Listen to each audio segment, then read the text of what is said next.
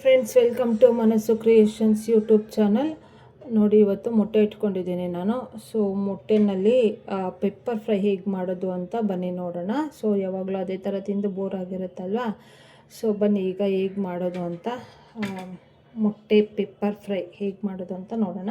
So ಮೊದಲಿಗೆ ನಾನು 6 ಮೊಟ್ಟೆನ ಬೇಯಿಸಿ ಅದೆಲ್ಲ ತಿರುಳನ್ನ ತೆಗೆದು ಇಟ್ಕೊಂಡಿದ್ದೀನಿ. ಸೊ ಕ್ಲೀನಾಗಿ ಬೇಯಿಸಿ ಇಟ್ಕೊಳ್ಳಿ. ಸೊ ಈಗ ಒಂದು ಮೊಟ್ಟೆ ತೊಗೊಂಡು ಅದರಲ್ಲಿ 2 ಭಾಗ ಮಾಡ್ಕೊಳ್ಳಿ.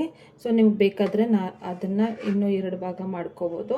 ಸೊ ನಾನು ಹೀಗೆ ಕಟ್ ಮಾಡ್ಕೊತೀನಿ. ಸೊ ಎಲ್ಲ ಮೊಟ್ಟೆನೂ ಈ ಥರ ಕಟ್ ಮಾಡ್ಕೊಳ್ಳಿ. ಇದು ಸೈಡ್ ಡಿಶ್ಗೆ ತುಂಬ ಚೆನ್ನಾಗಿರುತ್ತೆ.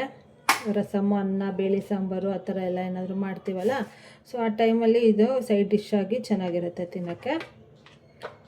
ಸೊ ಈ ಥರ ಮಾಡ್ಕೊಳ್ಳಿ, ಕಟ್ ಮಾಡಿಕೊಂಡು.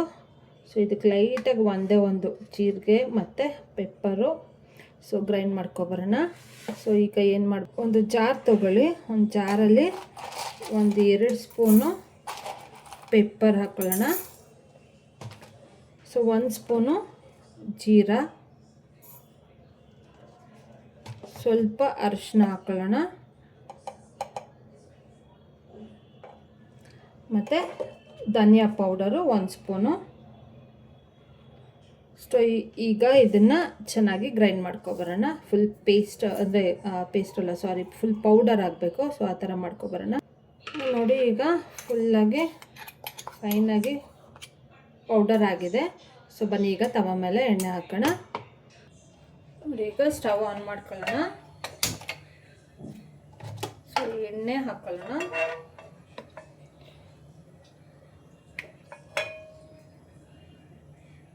ಎಣ್ಣೆ ಎಲ್ಲ ಸ್ಪ್ರೆಡ್ ಮಾಡ್ಕೊಳ್ಳಿ. ಸೊ ಸ್ವಲ್ಪ ಕಾಯಿಲಿ. ಸೊ ಈಗ ಕರಿಬೇವು ಹಾಕ್ಕೊಳ್ಳೋಣ. ಕರಿಬೇವು ಹಾಕೊಂಡ್ಮೇಲೆ ಇದೇನು ಕಟ್ ಮಾಡಿ ಇಟ್ಕೊಂಡಿದ್ವಲ್ಲ, ಸೊ ಅದನ್ನು ಒಂದೊಂದಾಗಿ ಹಾಕ್ಕೊಳ್ಳೋಣ ಇದಕ್ಕೆ.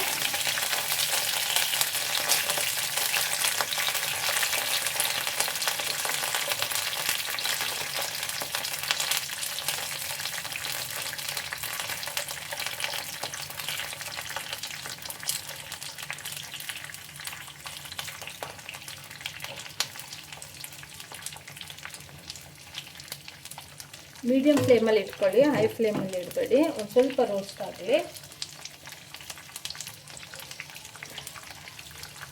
ಸೊ ಈ ಟೈಮಲ್ಲಿ ಸ್ವಲ್ಪ ಉಪ್ಪು ಹಾಕೊಳ್ಳೋಣ ಇದಕ್ಕೆ.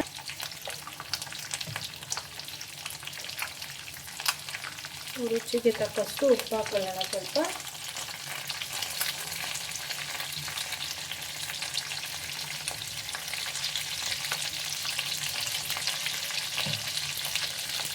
ಸ್ವಲ್ಪ ಗೋಲ್ಡನ್ ಬ್ರೌನ್ ಬರೋವರೆಗೂ ಫ್ರೈ ಮಾಡ್ಕೊಳ್ಳಿ.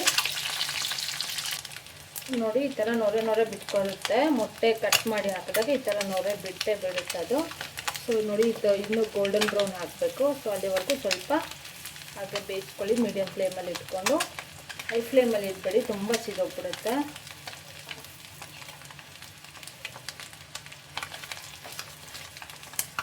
ಸೊ ಈ ಕರಿಬೇವು ಮೊದಲೇ ಹಾಕೋದ್ರಿಂದ ಒಳ್ಳೆ ಫ್ಲೇವರ್ ಸಿಗುತ್ತೆ ಮತ್ತು ತಿನ್ನೋಕ್ಕೂ ಚೆನ್ನಾಗಿ ಅನಿಸುತ್ತೆ. ಸೊ ಹಾಗಾಗಿ ಕರಿಬೇವನ್ನ ಮೊದಲೇ ಹಾಕ್ಕೊಂಡಿದ್ದೀನಿ. ಅದು ಈಗ ಎಲ್ಲ ಉಲ್ಟಾ ಮಾಡ್ಕೊಳ್ಳೋಣ. ಬೆಂದಿದೆ, ಒಂದು ಸೈಡ್ ಬೆಂದಿದೆ.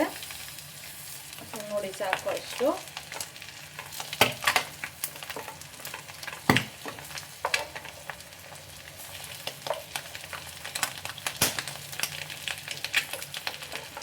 ಎಲ್ಲನೂ ಈ ಥರ ಉಲ್ಟಾ ಮಾಡ್ಕೊಳ್ಳೋಣ.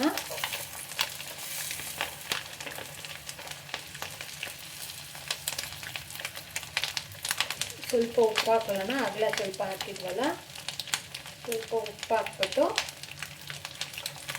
ಈ ಕಡೆನೂ ಚೆನ್ನಾಗಿ ಬೇಯಿಸ್ಕೊಳ್ಳೋಣ.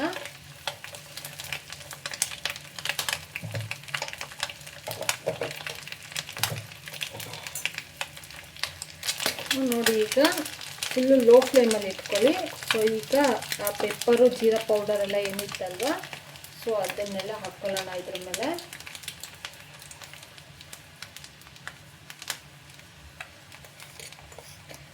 ಪೆಪ್ಪರಲ್ಲೇ ಖಾರ ಇರೋದ್ರಿಂದ ಸೊ ಮತ್ತೆ ಚಿಲ್ಲಿ ಪೌಡರು ಮತ್ತು ಚಿಲ್ಲಿ ಅದೆಲ್ಲ ಹಾಕೋ ಅಂತ ನೆಸೆಸಿಟಿ ಇರಲ್ಲ.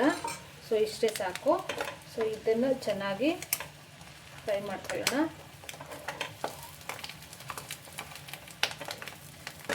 ಇದೆಲ್ಲ ಮತ್ತೆ ಉಲ್ಟಾ ಮಾಡಿಕೊಂಡು ಆಮೇಲೆ ಸ್ವಲ್ಪ ಮಸಾಲೆ ಹಾಕ್ಕೊಳ್ಳೋಣ.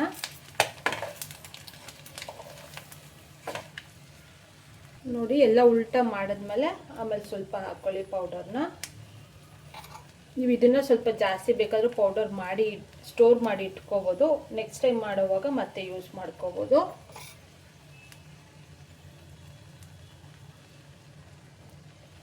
ಸೊ ನೋಡಿ ನೊರೆ ಬಿಟ್ಕೋತಾ ಇದ್ದಲ್ಲ.